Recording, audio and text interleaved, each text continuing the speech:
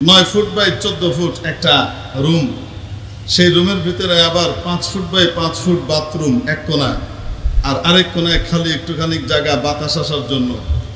আর এই ছোট্ট জায়গাটার ভিতরে 4 জন 5 জন যখন যাকে যেভাবে পেরেছে সেখানে ঠুসেছে ভরেছে।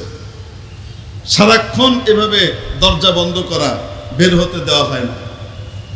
ফাঁসির আসামি যারা ছিলেন তারাও তাদের রুম থেকে বের হয়ে বারান্দা থেকে বের হয়ে তাদের কম্পাউন্ডের ভিতরে, বিল্ডিং এর কম্পাউন্ডের ভিতরে হাঁটা চলা করতে পারতেন। অন্যান্য কয়েদিরা তো গোটা জেলখানা ব্যাপী হাঁটা চলা করতে পারতেন, সাধারণ কয়েদি যারা। কিন্তু ফাঁসির আসামি যারা, তাদেরও তাদের বিল্ডিং এর ভিতরে হাঁটা চলার সুযোগ ছিল। আমাদের পুরা জেলখানা তো বহুত পরের কথা। হেফাজতে ইসলামের আলেম ওলামাদেরকে যাদেরকে গ্রেফতার করে তারা নিয়ে গিয়েছিল, তাদের পুরা জেলখানা তো বহুত পরের কথা। দিনের বেলায় হাঁটা চলার সুযোগ তো নাই, রাতে তো নাই, নিজের বিল্ডিং এর কম্পাউন্ডেও নাই। এমনকি যেই রুমে রাখতো সেই রুমের বাইরে যে বারান্দাটা আছে, আপনার 5 ফুট বাই হয়তো 22 ফুট 23 ফুট লম্বা, কোনোটা আরেকটু লম্বা বারান্দা, এই বারান্দাটার ভিতরে যে একটু তারা দিনের বেলায় হাঁটা চলা করবে এতটুকুও সুযোগ দিত না। ওই ভেতর থেকে বের করার সময় মাত্র 35 মিনিট 40 মিনিট বেঁধে দিত। এই 35-40 মিনিট এই বারান্দাটার ভিতরে হাঁটা চলা করার সুযোগ ছিল। আমরা রুম থেকে সবাই বেরোতাম আর ওইখানে হাঁটা চলা করতে দেওয়া হতো।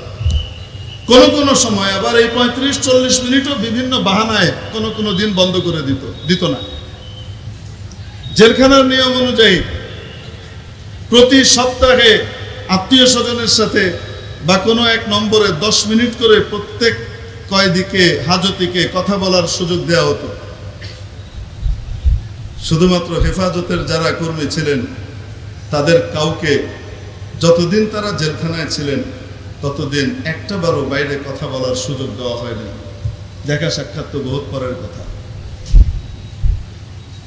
ইভেন ফজরের আগে সারা রাত তো মানুষ নামাজ পড়তো, ওলামা ইকরাম সারা রাত নামাজ পড়তেন, কোরআন শরীফ তেলাওয়াত করতেন, দোয়া করতেন।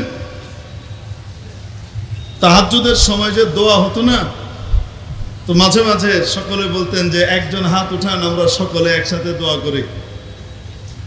এই দোয়াটার সময় যে কান্নাকাটি হলো, সেটার উপরেও আবার বিধিনিষেধ আরোপ করা হলো। দোয়া করা যাবে না, কান্নাকাটি করা যাবে না।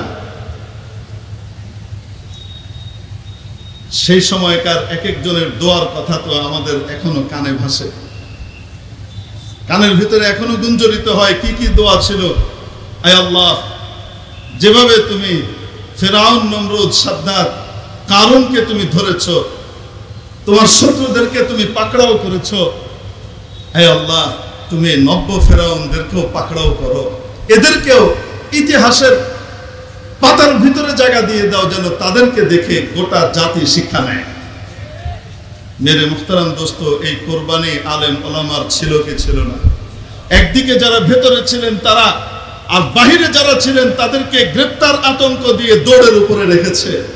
কেউ যদি কারাগারে দেখা করতে গেছে, সাহায্য করার জন্য গেছে, অথবা কোনো খোঁজ খবর নিতে গেছে, তাদেরকেও হয়রানি করা হয়েছে। অবাস্তব না বাস্তব? এক কথায় গোটা দেশকে একটা জীবন্ত কারাগার এর পরিণত করে দেওয়া হয়েছিল।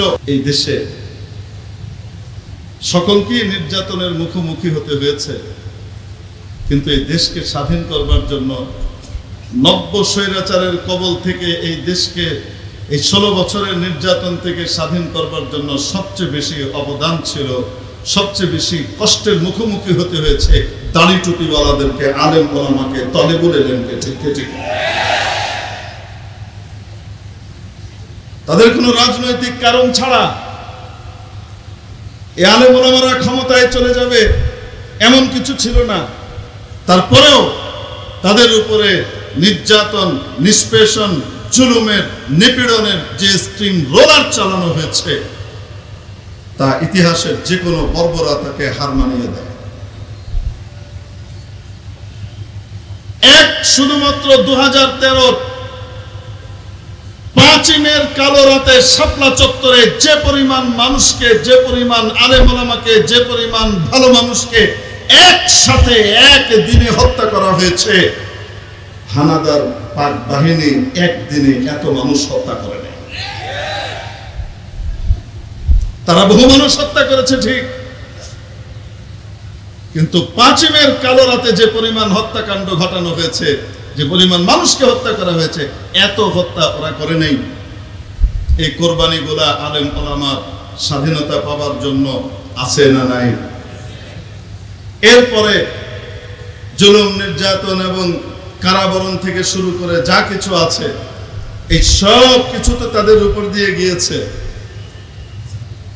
গাছে ছিল কলা 6 মাস, 16 বছর।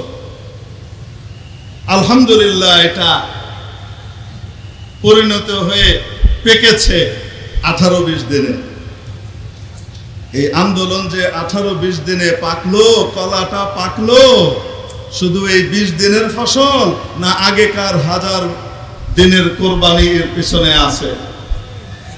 শুধু কি এই 20 দিনেই এটা হয়ে গেছে না আগেও আছে? আমাদের চোখের দেখারে বাবা, আলেম ওলামাদেরকে, এত পরিমাণ আলেম ওলামাকে, ভালো ভালো আলেমকে একসাথে জেলখানার ভিতরে ভরে দেওয়া এত অল্প সময়ে, এটা আমাদের বাংলাদেশের ইতিহাসে নেই। এই ওলামা ইকরামের চোখের পানি।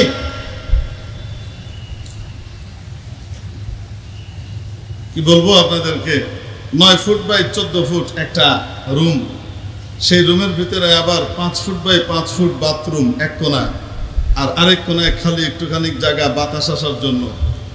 আর এই ছোট্ট জায়গাটার ভিতরে 4 জন 5 জন যখন যাকে যেভাবে পেরেছে সেখানে ঠুসেছে, ভরেছে।